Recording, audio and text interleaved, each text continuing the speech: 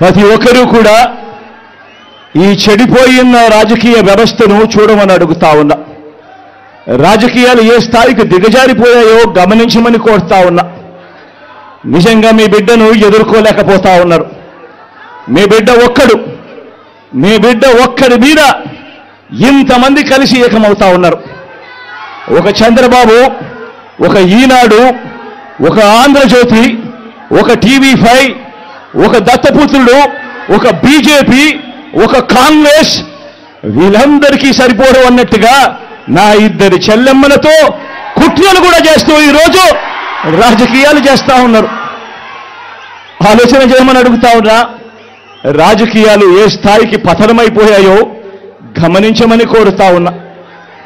ఇక మా చిన్నాన్నగారి విషయానికే వద్దాం. మా వివేకం చిన్నాన్నను ఎవరు చంపారో, ఎవరు చంపించారో ఆయనకు, ఆ దేవుడికి, ఈ జిల్లా ప్రజలందరికీ కూడా తెలుసు ఏం జరిగింది అన్నది. కానీ బురద జల్లేందుకు ఇద్దరు చెల్లెమ్మలను ఎవరు పంపించారో, వారు వెనకాల ఎవరు ఉన్నారో మాత్రం మీ అందరికీ కూడా రోజు కనిపిస్తూనే ఉంది. ఇంకా ఆశ్చర్యం ఏమిటో తెలుసా? వివేకం చిన్నారను అతి దారుణంగా చంపి, అవును నేనే చంపాను అని అతి హేయంగా బహిరంగంగా చెప్పుకుంటూ తిరుగుతున్న ఆ హంతకుడికి మద్దతిస్తున్నది ఎవరు? మీరే రోజు చూస్తున్నారు కదా అని అడుగుతా ఉన్నాను.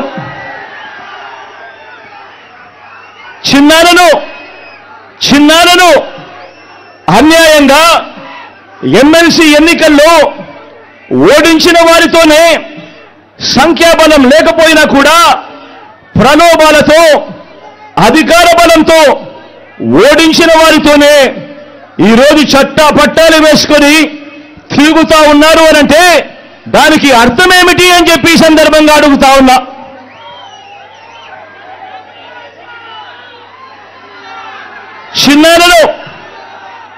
చిన్నానకు రెండో భార్య ఉన్న మాట వాస్తవం అవునా కాదా?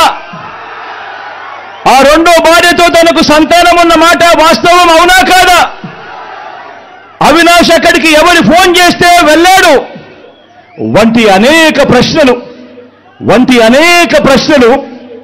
అవినాష్ తన అనేక ఇంటర్వ్యూస్లో, తన ప్రెస్ కాన్ఫరెన్స్లో తాను లేవనెత్తిన ప్రశ్నలు సహేతుకమే కదా అని చెప్పి ఎవరైనా అవినాష్ వైపు ఎవరైనా మాట్లాడితే చాలు వెంటనే వారి మీద కూడా అడ్డగోలు ఆరోపణలు చేస్తూ కుట్ర రాజకీయాలు చేస్తూ ఉండడం ధర్మమేనా అని చెప్పి ఈ సందర్భంగా ప్రతి ఒక్కరిని కూడా అడుగుతా ఉన్నా. ఆలోచన చేయమని చెప్పి ప్రతి ఒక్కరిని కూడా అడుగుతా ఉన్నా. ఇలా చిన్నాన్నను ఓడించిన వారిని గెలిపించాలని తిరగడం కంటే దిగజారుడు రాజకీయాలు ఎక్కడైనా ఉంటాయా అని చెప్పి ఈ సందర్భంగా అడుగుతా ఉన్నా. మరో వంక